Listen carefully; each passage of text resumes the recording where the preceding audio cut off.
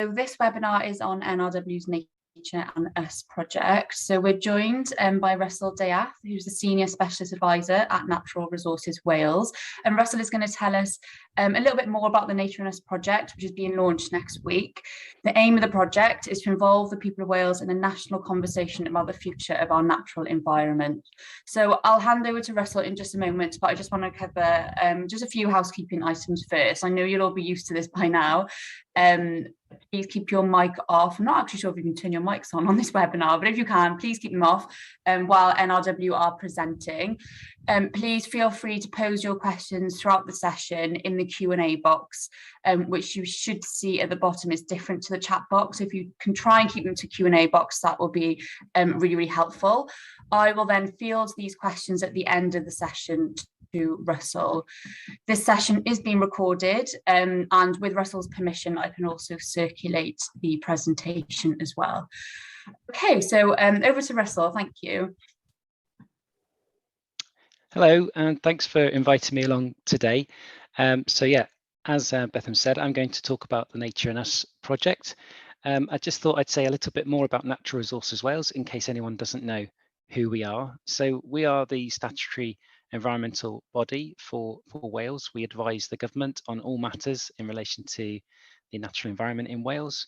We're also a regulator, so we issue licenses and consents for industry. We manage flood risk, and we also manage the Welsh Government woodland estate. So we have a pretty big remit within Wales across the environment. Nature and Us is a really interesting programme. It's bigger than something we've ever done before. It's our attempt to start a national conversation about what the people of Wales want for the future of our natural environment. And before I say any further, we're going to play a little video which explains a little bit more about what Nature and Us is about.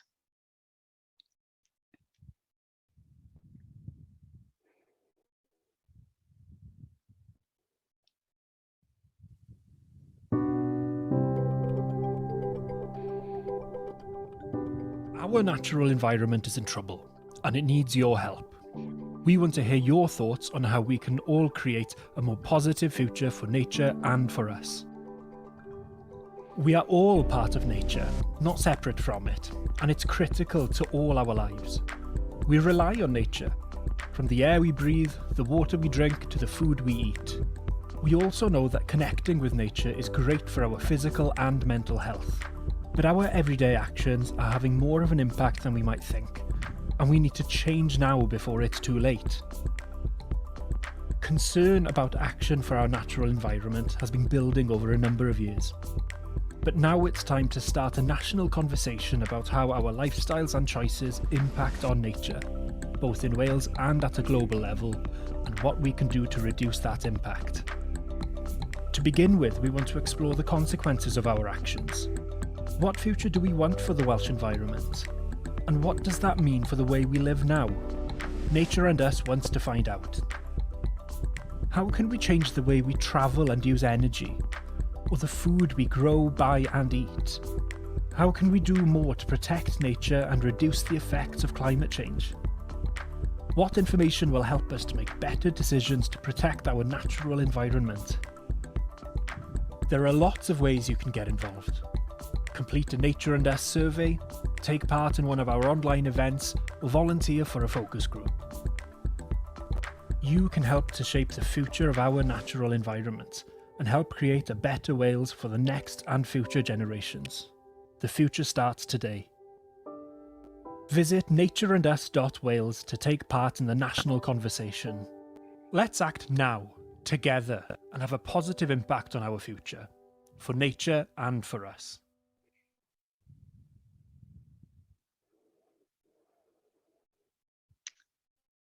Okay, so that was our sort of little introductory video. I'm going to talk a little bit more about the background to the campaign and why we're running it, and hopefully explore the different ways in which you might be able to help us promote the campaign across the Community Housing Cymru network.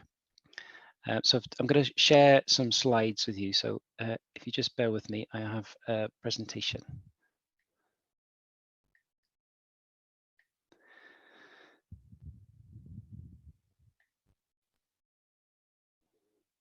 Okay, so I hope this is coming through now. So a few years ago, our independent board asked us to think a bit more about how we bring people together who might have different visions for the future in Wales around a national vision for nature. So in our corporate plan, we have a commitment to develop this vision, this shared vision for nature for Wales. And it's really not our vision, it's not what we want for nature, it's what the people of Wales want. So that's the challenge that we've been set, is to have a conversation with the people of Wales about their vision for the natural environment, and to get people thinking and doing and acting to help achieve that vision. I think it's fair to say that we have a nature emergency as well as a climate emergency. And so we want to raise the profile of the urgency for action around nature. It also comes on the back of a report that we produce every 5 years called the State of Natural Resources Report.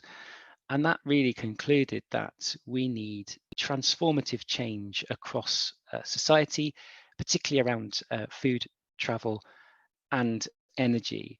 So we wanted to facilitate the national conversation to stimulate that rapid action now, because the change, if we're to reach our ambitions and our long-term vision for 2050, we need to start making some difficult choices now.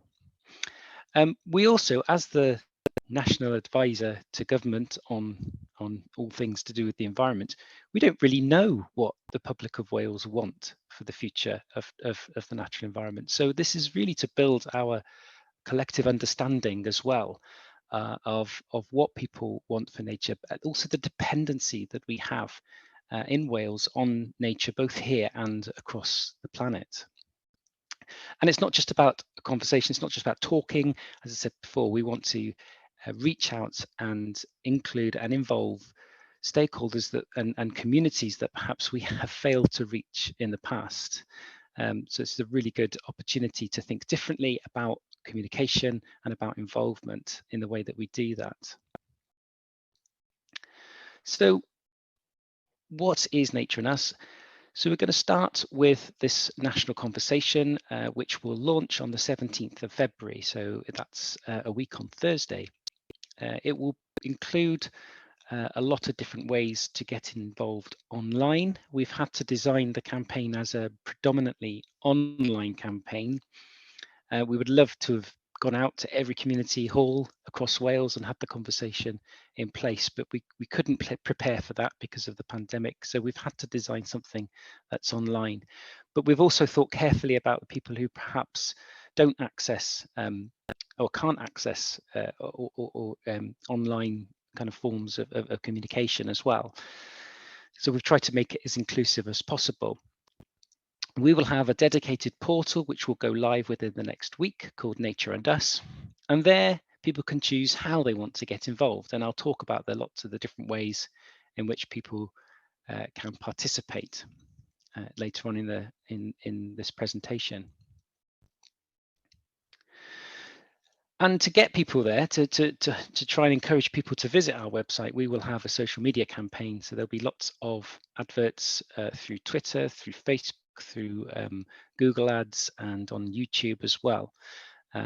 We're encouraging as many of our stakeholders to help us to promote the campaign, to get their networks involved through whatever means that they use.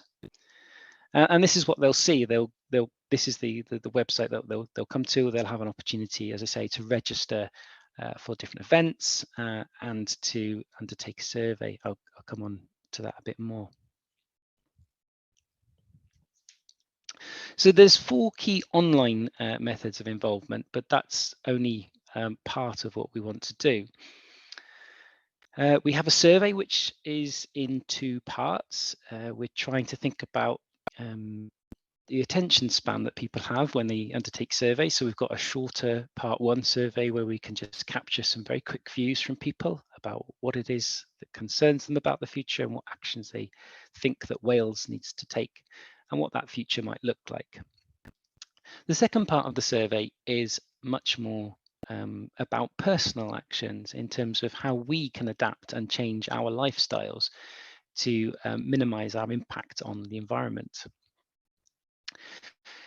The webinars take slightly different form. These are very much in looking at what the future could hold for us. And at the end of the presentation today, we're going to give you a little flavor of what that webinar might look like. I'll talk a bit more about these scenarios, but we're going to play different future scenarios and ask for people's reactions to those. We're going to run some stakeholder workshops, which are more targeted towards organisations as opposed to individuals. The survey and the webinars are very much focused on citizen involvement. The stakeholder workshops are more for organisations. They take a very similar format to the webinars, but will be more discursive, so we'll have breakout groups and things like that. And then we hope to run some focus group sessions at the local level, different parts across Wales. We've been trying to work with our public services boards to make sure that these can feed into and inform the wellbeing assessments and the wellbeing plans which are being developed at the moment. So we'll look at a selection of residents within different parts of Wales and just host a discussion around what the future concerns are for the environment, what actions can we take in that local place. So we get a bit more of a sort of a place-based flavour from those focus group sessions. And if your networks want to be involved in any of those focus group sessions, then please do get in touch with me and I'll let you know how we can do that. You can do that later. So the scenarios we have developed for possible future scenarios based on some work that was done back in 2012 as part of a national ecosystem assessment, and we've updated those to be, to take into account some of the more recent things like Brexit and obviously the pandemic.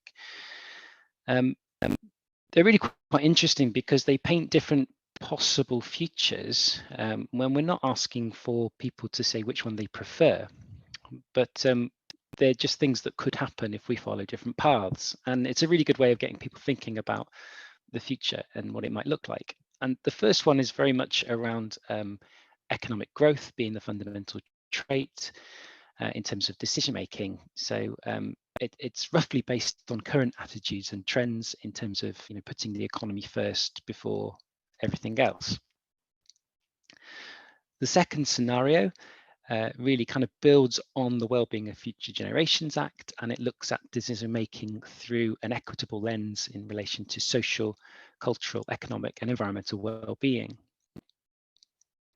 The third scenario looks at a kind of more localist approach where communities take decisions based on their immediate surroundings and their immediate conditions, and so we sort of go down the very kind of localism route in relation to putting, I guess, social considerations first. And then the final scenario looks at a more preservationist approach where we put nature in Wales first above everything else. And this is interesting because it obviously has impacts on more impacts on the rest of the world. I won't go through those in any more detail, just to hopefully that's piqued your interest a little bit around what those possible futures might be. And then we've got some other methods of involvement. So we're encouraging communities to just share their stories about what it is that they love about nature and their vision for nature in the future. So this could be done in all sorts of ways in terms of we're looking for people to record videos or just sketch it down, write it down, pictures, images, anything. So we're looking for really kind of creative ways of engaging communities and young people in this discussion. We've got resources where community groups can host their own conversation with their networks, with their family groups, with their friends groups about what matters to them, what their concerns are about the future and what the opportunities are to take action for nature. As you'd expect, we've got some learning resources for schools which are tied into curriculum links in Wales.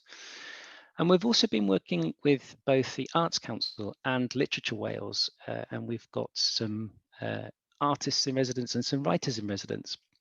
The artists in residence have been in place since the autumn, and they've been working with different groups around a theme of Land of Our Children, Hen Gwladol Plant. So that's very much around thinking, what is the legacy that we're leaving for our children?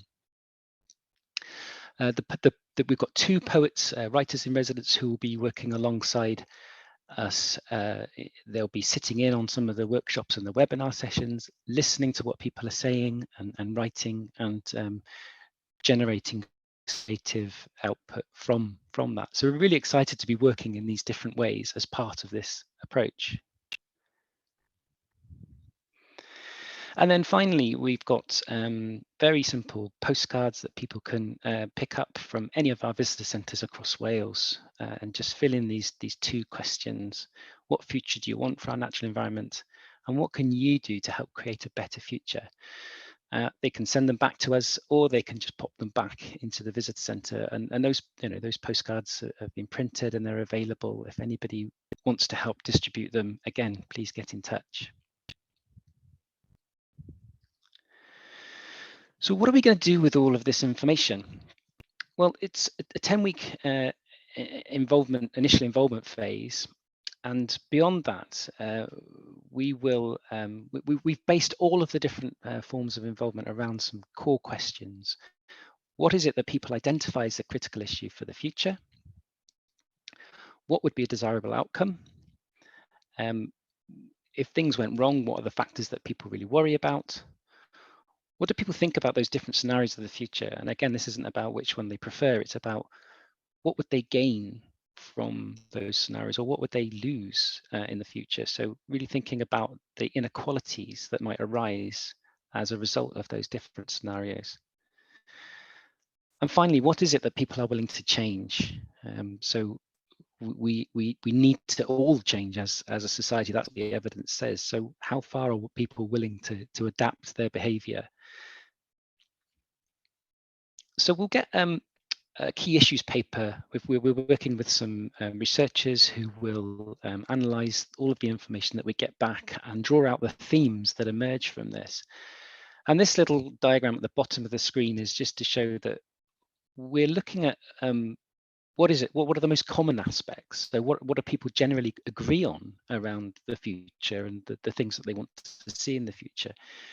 But we also want to acknowledge some of the outliers as well, the things that people perhaps don't agree on, because I think they're going to be the things that we really have to try and tackle. They're going to be the big challenges that there perhaps isn't an easy solution to, that we need to understand and focus on.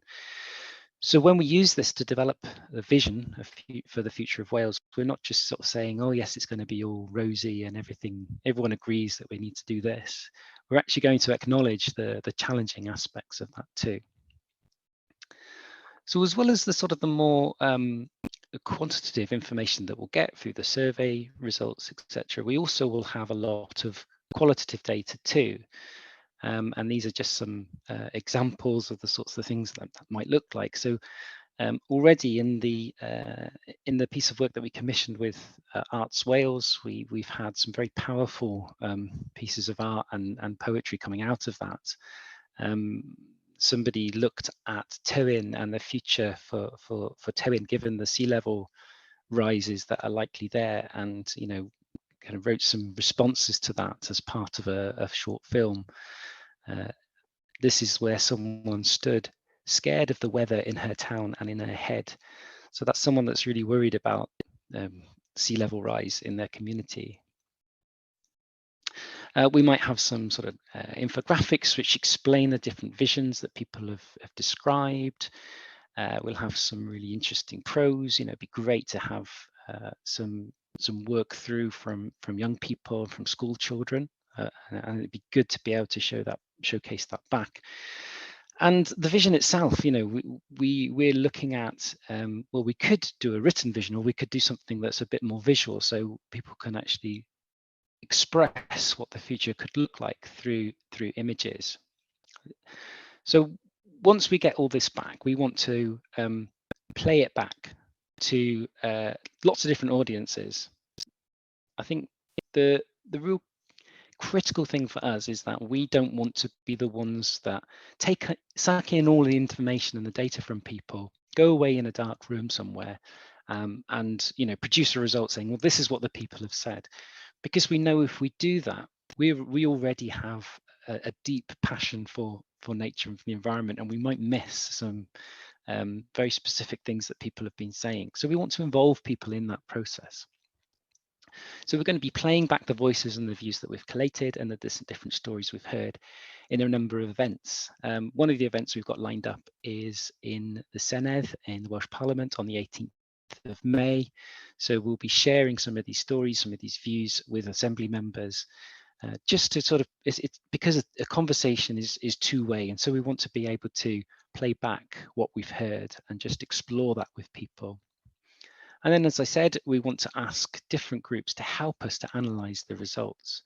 What does it actually mean to people, and what does it mean that we need to do now, and what other issues do we need to tackle if we want Wales to be able to achieve its ambition?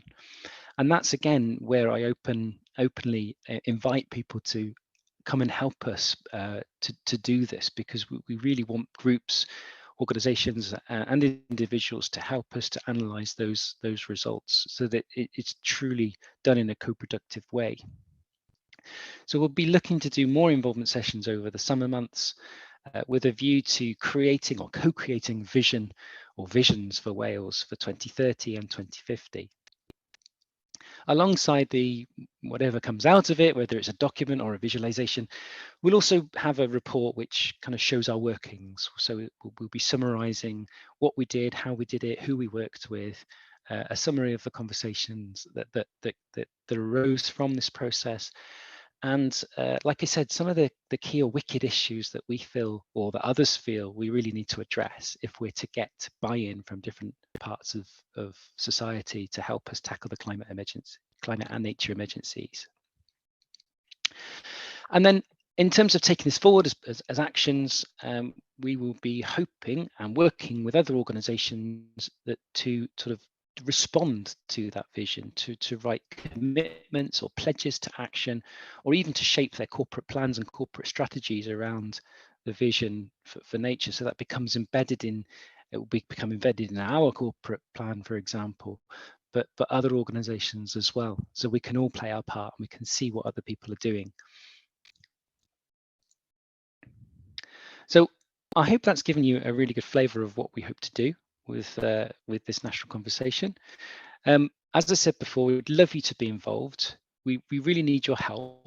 Reach out to your different audiences and networks. We realise that we perhaps don't work with the community housing sector as much as we might, and we think that there's a great opportunity to reach out to tenants and residents, people you're involved with, to get that conversation going, to really understand the importance of nature to people. And you can do that through helping us to spread the messages of our campaign throughout your networks. We've got a stakeholder toolkit. The stakeholder toolkit will include information around how you can do this. So, how to forward on different social media messages and adverts that we've got. You can build in a conversation at your own events around this, raise awareness that it's happening, and again we've got posters and things that you can use if you're keen to promote that. You should be getting a link to the stakeholder toolkit through your network. I think we've probably added you to our stakeholder list. All you need to do there is go on to Nature and Us website, and you can download any of the tools that you want there as part of that toolkit. You'll be able to find the posters and the postcards that I talked about earlier, and we've also got lots of other things that you can involve. And as time progresses, we'll have different video clips and videos that we'll be sharing with people as well to encourage participation. So thank you for listening. I hope I'm going to go back and look at the questions now. But before we do, well, actually, should we do that first? Should we take questions? And then I've got a little exercise that you can be involved with. As I said, we've got one of the scenario videos we want to share with you so that we can get some initial reaction and feedback from people in terms of how it might make you feel about the future. Thanks so much, Russell. Shall I, okay. We've got one question coming through. Thank you for that, though. It was great to see so many different methods of involvement that will really try to get as much engagement as you can on this. And I am anyway really excited to see the stories and learnings that are developed from this project. So we've got a question, I'm not sure who it's from, it's anonymous, but we've got a question which says, when looking at the future scenarios, how will participants be enabled to consider critically each scenario, given the amount of effort that current divisive politics have put into pushing the economy first agenda? Thank you. That's a really good question. We've challenged ourselves. We've looked at some of the kind of futures toolkits in terms of how you engage people in a discussion about the future. And in an ideal world, we would have worked with people to create these future scenarios. Now, time wasn't on our side, so we had to adapt the scenarios that we already had from that previous piece of work. And it will be actually quite a challenge to, there's so much in there in terms of, you know, the different impacts on, well, not just politics, but on the economy, on the environment, on society. It's really, really difficult to explain that all in a kind of short video. So what we've had to do is just look for people's initial reactions to that and focus on people's gut feelings, I think, and as we play the video, you'll hopefully see that. So we won't get the level of detail that we might hope in really exploring those different scenarios, but we think what we will get is some sort of just some gut reactions to how people might be feeling. And we'll also be asking questions about, you know, I did mention before specifically, what will you gain from this particular future, and what might you lose out on? So it's just to try and get that from different perspectives. Yeah, the length of time, unfortunately, we haven't got enough time to really critically examine each of those scenarios, and I think a lot of people will probably question where they've come from and you know, why we're making these assumptions, but they are built on the latest available evidence, and they're there just to start a discussion. We're not promoting one scenario over any other either. So it really is just to sort of get the juices flowing, shall we say. Thank you. If anyone has any more questions, please pop them in to the chat, or if you've got any comments or if you want to come in, please feel free to do so in the chat. I'm not sure if you can turn your mics on, but if you can, then please feel free to do so. Just gonna go on, Russell. Would it be a good idea to get people responding to one of the scenario videos now? I'm quite happy to sort of play that, and then people could can see what they look like, and then I'll give you say a minute to put into the chat just the first word or words that come into your head around that particular scenario, and then we can, you know, use that as a discussion point afterwards. So is that okay? Should we do that? Sounds really good. Yeah, let's do that. Yeah, okay. So let's play the next video.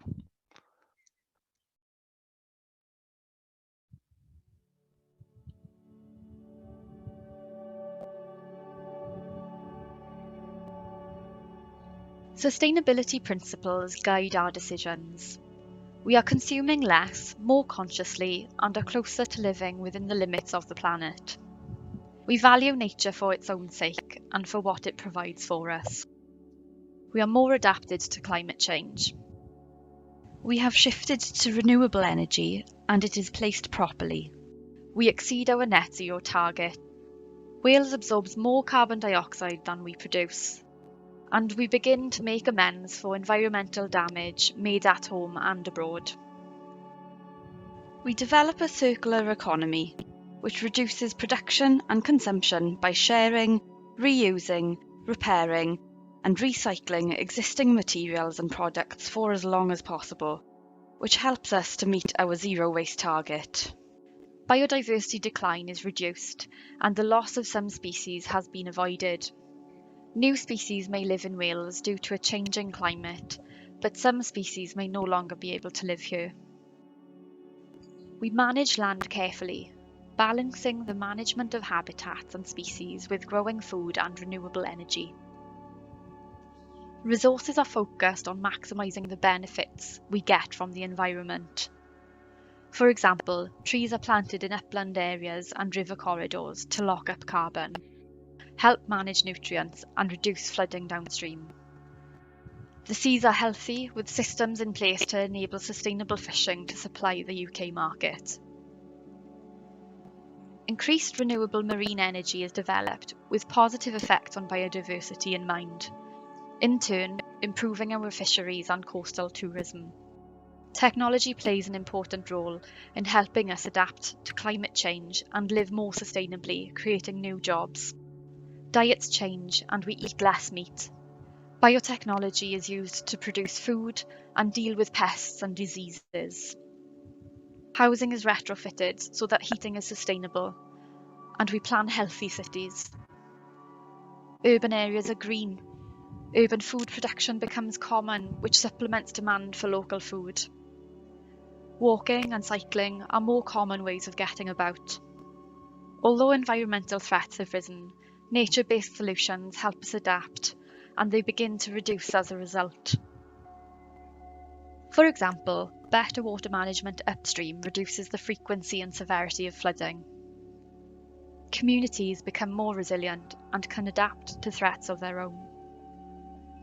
Peatlands are restored and wetlands reinstated, and the best quality growing areas are maintained for that purpose. On the coast, some areas are prioritised for sea defence, while it is accepted that other areas will be lost to sea level rise.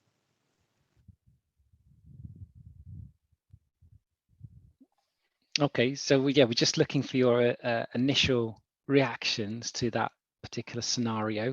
Not whether it's realistic or not, just what it made you feel, in single word answers if possible. And the reason we asked for that is because when we analyze the information, we will do some word clouds and we'll be able to see what people have said in that way. So I've just be interested to see what people are putting in the chat.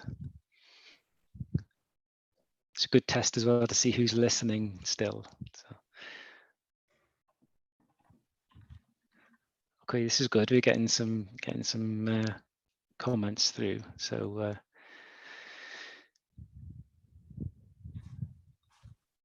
we've got hopeful, common sense, achievable, reassuring, quite positive so far.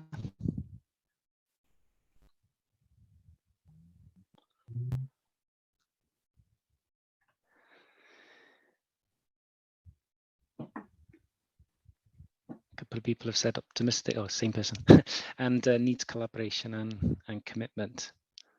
Yeah, lots still to do. So as you can see, it's a really good way of just getting people thinking about what the future could look like. Could I just ask for you just to think for 1 minute about what might be the positive aspects around that particular future? So what is it in particular that you liked about that future? And then I'll give you a minute to do that.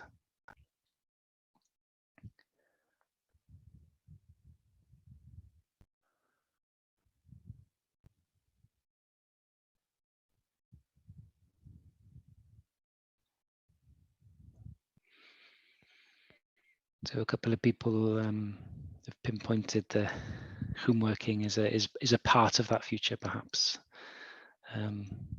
Someone likes the circular economy. You like that it's balanced and positive, respectful of people and the planet. Simple to understand. That's really good feedback for us, because we've agonized around the language that we use. We know we can be too technical sometimes. So I'm I'm grateful to you for saying that. Affordable fuel, tackle climate change. Yeah, I mean, again, some very positive things coming out of that. I just wondered if there's any negative things that you see, that there could be some kind of negative implications of that future vision, because obviously we need to draw out both positive and negatives. Who might lose out in that particular future? So if you can then again write your answers in the chat bar. Are there any kind of negative impacts of that particular future vision?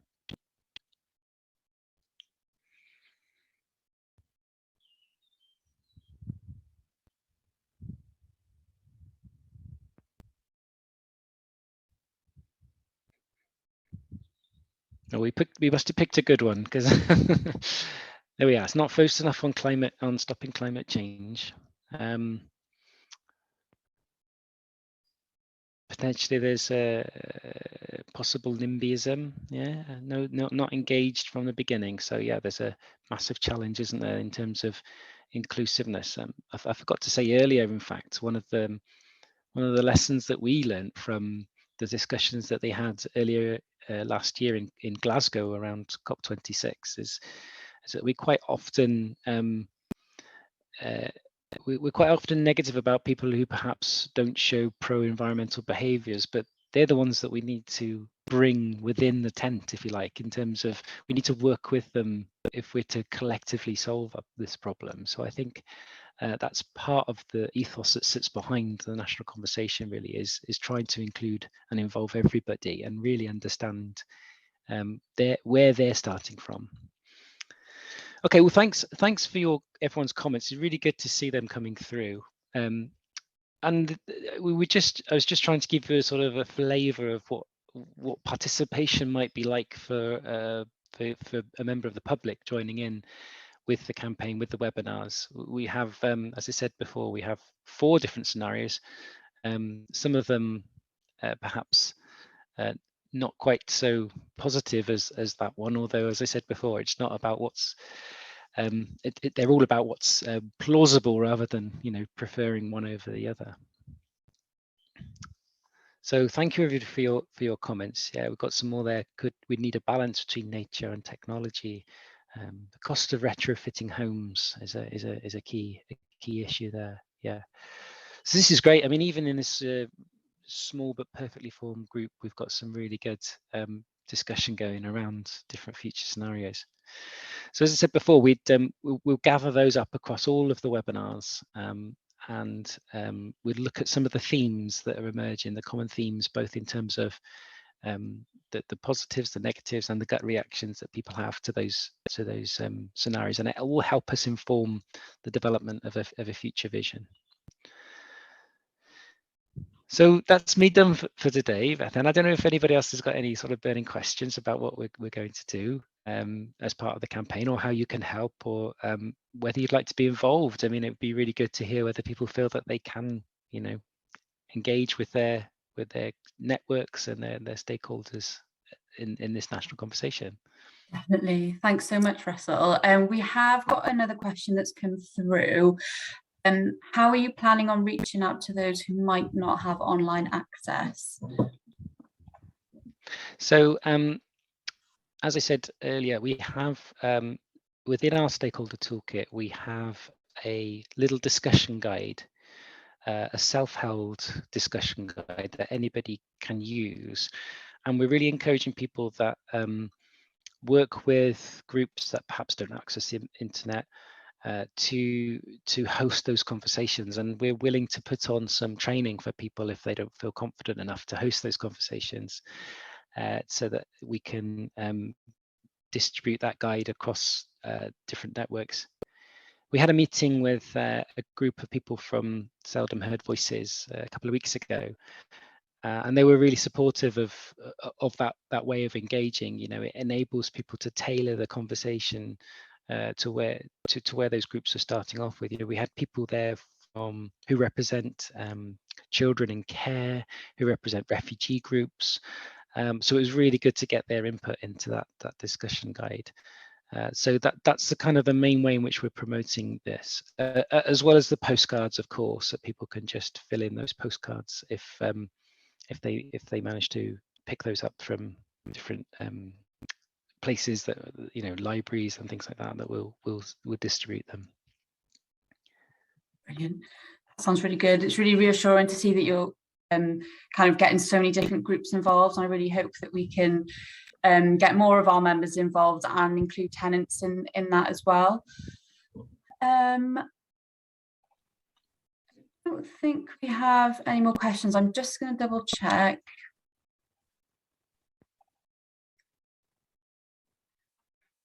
Brilliant. Yes. Okay. So there's just a comment about the toolkit. We can send a follow-up email with that website link, if that's okay, with the toolkit. And Russell, would we be able to share your presentation as well? Of course. Yes, you can. Brilliant. We can do that at CHC then. Fab. Any other comments or questions before we close up?